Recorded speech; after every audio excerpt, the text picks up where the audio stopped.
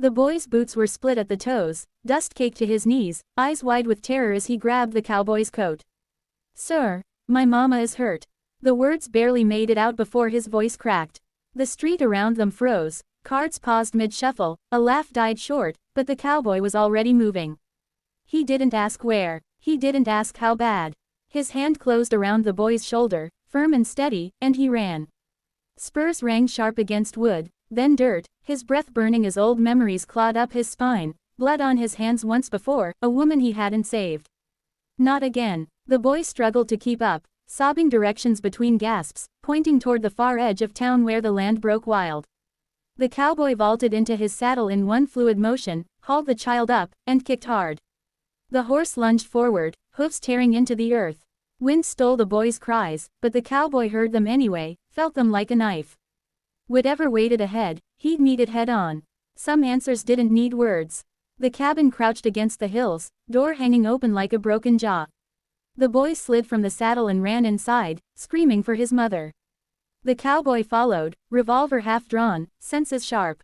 Inside, the air smelled of iron and fear. She lay on the floor, pale as winter milk, dark hair stuck to her cheek with blood. A shattered jar glimmered beside her, red spreading beneath her ribs. The cowboy dropped to his knees, hands already working, voice low and steady as if calm could stitch flesh. "You stay with me," he told her, though her eyes fluttered, unfocused. The boy knelt opposite, shaking, whispering her name like a prayer. The cowboy tore his bandana, pressed it hard, ignoring the way blood soaked through. He'd seen worse. He'd survived worse. But this mattered more.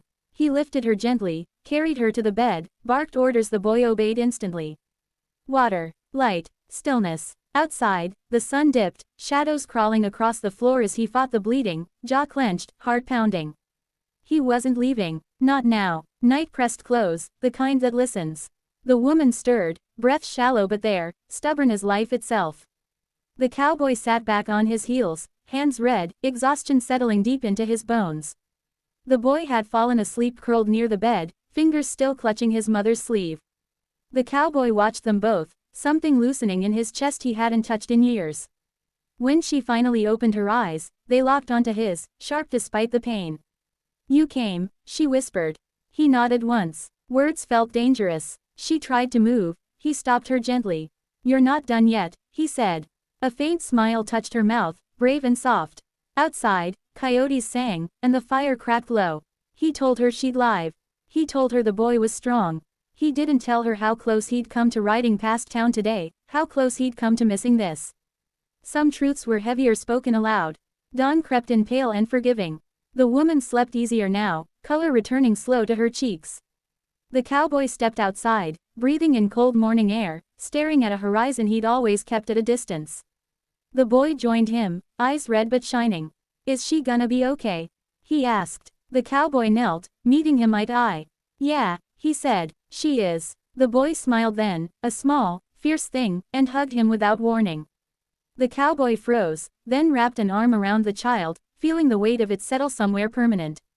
He stayed. He fixed the door. He brought supplies. And when the woman woke again, she found him there, hat in his hands, looking like a man who had finally stopped running. One cry had changed everything. He hadn't answered with words. He'd answered with his life.